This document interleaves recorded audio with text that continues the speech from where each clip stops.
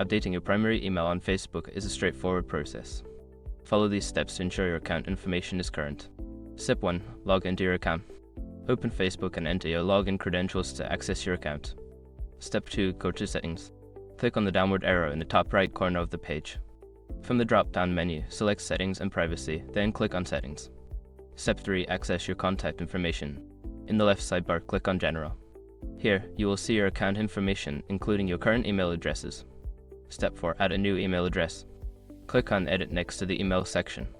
Enter your new email address in the provided field and click Add. You may need to verify this email address. Step 5. Set as primary. Once the new email is added and verified, click on Edit again. Select your new email address and choose the option to make it your primary email. Save your changes. After completing these steps, your primary email on Facebook will be updated. Regularly check your account settings to ensure all information is accurate and up to date.